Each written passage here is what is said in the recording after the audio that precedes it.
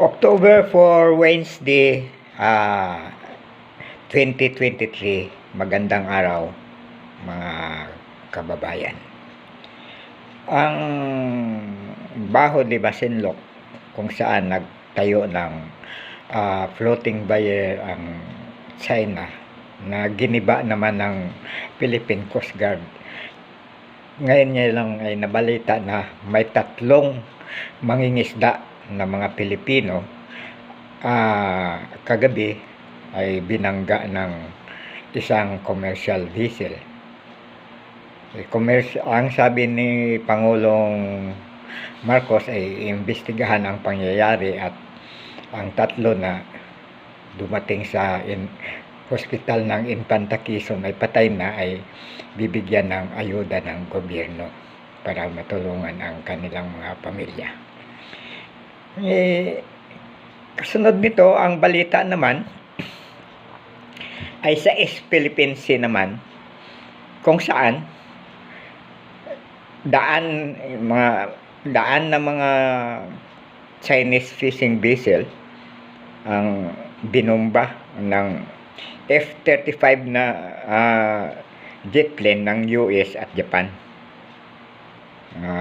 So sabog ang mahigit na 100 Chinese vessel kasi ang Japan at ang China ay may iringan din dahil nga doon sa mga pangyayari na yung nagpakawala ng tubig ng galing sa Fukushima ay may nuclear fallout, may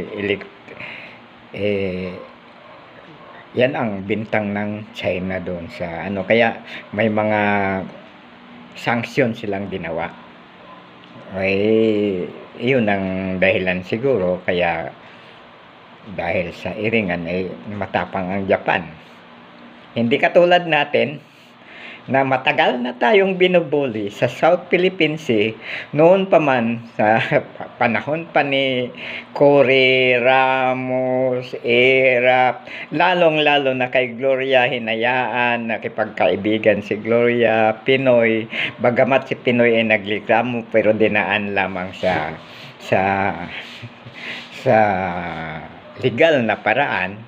Pero kahit anong gawin man, nanalo na nga, hindi naman pinapakinggan ng China ang desisyon ng korte ng International Tribunal o yung UNCLOS. Lalo namang ni Duterte ay nakipagkaibigan ng ating gobyerno ay lalong tumibay ang kanilang pagsasamantala at lumalabas na sinasakop na nila ang ating teritoryo at nagtayo na sila ng maraming installation na artificial island na sa atin pang lupa ang pinantambak pagkatapos ginawa na nilang military base. Kaya hindi tayo kumikibo kasi wala naman tayong laban dahil mahina ang ating armed forces dahil wala namang mga kasangkapan para labanan ang China na isang malaking bansa at ang Pilipinas ay maliit na bansa. Nagsasawalang kibo lang tayo, puro lang tayo not verbal reklamo, pero wala namang nangyayari. Pero sa panahon na ito, bagamat ganun pa rin na mukha tayong kawawa, ang ating presidente na si Bongbong Marcos, bagamat pagsimula pa sa kanyang tatay ay galit na ako, hanggang ngayon galit pa rin ako kay Marcos. Pero sa pangyayari na ito na siya lang ang tanging presidente na tumayo para labanan ang China, dapat ang mga Pilipino ay makaisa sa kanya dahil wala nang politika ito. Ang pinag-uusapan natin dito ay teritoryo na sinasakop. Kaya naman ang politika ng bawat isang Pilipino kung may pagmamahal ka sa ating bansa at iyan ay nakalagay sa konstitusyon na dapat nating ipaglaban ang ating teritoryo. Kaya, dahil doon sa aksyon ni Presidente Marcos, humanga ang ibang mga bansa at iyon lamang ang inihintay ng mga ibang bansa dahil sila man din ay mayroon ding interest dahil sa international navigation, nag-alok ng maraming tulong militar at katunayan nagsidatingan dito ang mga barko ng Canada ng kung ano ng bansa para magkaroon ng joint exercises. Yan ang ano. So, lumalabas ang halos buong mundo ay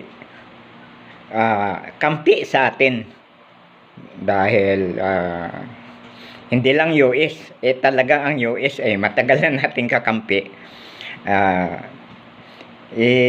Ito na. Samantalang ang maraming mga Pilipino na kontra sa ginagawa dahil ang kanilang reasoning kung iyong papakinggan ay kampi sila sa China. Yung mayroon pang gusto na dapat daw probinsya, gawing probinsya, part ng China ito, parang isang probinsya ng China. Ganun naman. Sobra naman yon. Kaya ngayon, dapat talaga makipag-alyado tayo sa maraming bansa. At ito na nga, lahat ay simpatiya sa atin at nagbibigay ng tulong. Hindi na natin kailangan pang bumili ng mga barko ng kung talagang tutuusin. Napakarami na ngayong barko dito sa Pilipinas, pandigma man at pati mga war armaments na nandito. Nasa atin na lang yun kung papayagan natin sila pero willing sila. Siyempre, marami rin ayaw dyan dahil ang interest naman ng ibang Pilipino ay sa China naman. Hindi tayo nagkakaisa teritoryo ito teritoryo ang labanan. Wag na sana nakiisa na lang ang ang mga pro-Chinese dyan. Kasi ating saling lahi ang nito ang makikinabang kung sakali. At ang ating saling lahi rin ang magiging kawawa kapag nasakop tayo ng China na hindi man masakop, ang halos ng katubigan dyan ay sinakop nila hindi na tayo makadaan dyan, hindi sa tuwing dadaan, lalagyan nila ng toll yan ang sino mang dadaan, magbabayad, parang highway, may toll, kasi kanila nga yan hanggang dito na lamang mga kababayan, ang sabi, kung pangyayari doon sa Japan ay baka mag-umpisa na raw ang war, pero hindi ako naniniwala kasi sa ngayon, ang totoo lang, lubog ang ekonomiya ng China dahil nasalanta sila ng bagyo, nagkabaha-baha dahil yung mga ginawa nilang pinagmamalaking mga dam ay nawasak, ang mga building na pinagmamalaki rin nila ay nagkanda wasak-wasak.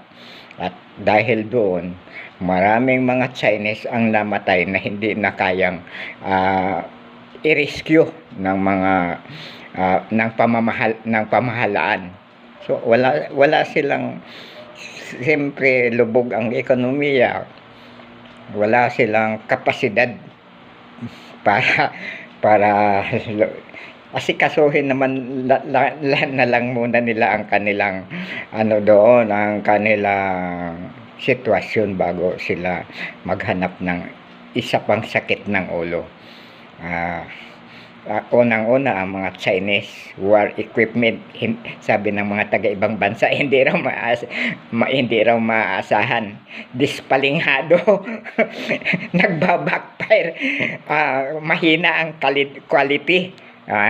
Maraming salamat po.